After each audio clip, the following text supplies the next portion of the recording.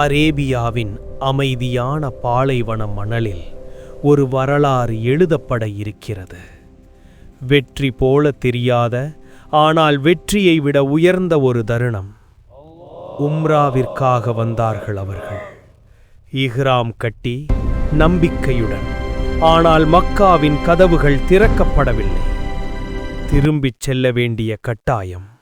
மனங்கள் கனத்தன, கண்கள் பேசின, ஆனால் உதடுகள் அமைதியாக இருந்தன.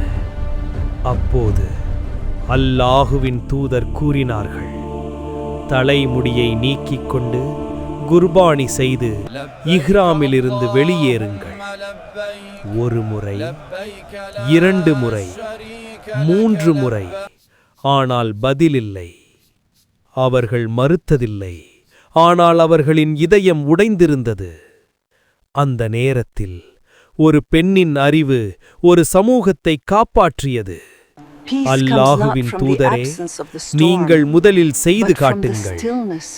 ஒரு வார்த்தையும் பேசாமல் அவர்கள் தமது தலைமுடியை நீக்கினார்கள், குர்பானி கொடுத்தார்கள். அதைக் கண்ட தோழர்கள், அவர்களின் கண்களில் கண்ணீர் பெருகியது. அவர்கள் உடனே எழுந்தார்கள், அதே செயலை செய்தார்கள்.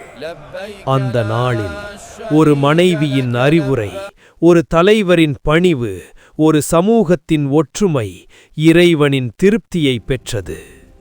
சொல்வது மட்டும் போதாது, செய்து காட்டுவதுதான் உண்மையான தலைமை. நாம் நம் குடும்பத்தின் அறிவை மதிக்கிறோமா? நாம் முன்னுதாரணமாக வாழ்கிறோமா? ஏனெனில் ஒரு நல்ல ஆலோசனை ஒரு வரலாற்றையே மாற்ற முடியும். But from the stillness within the tent of the soul.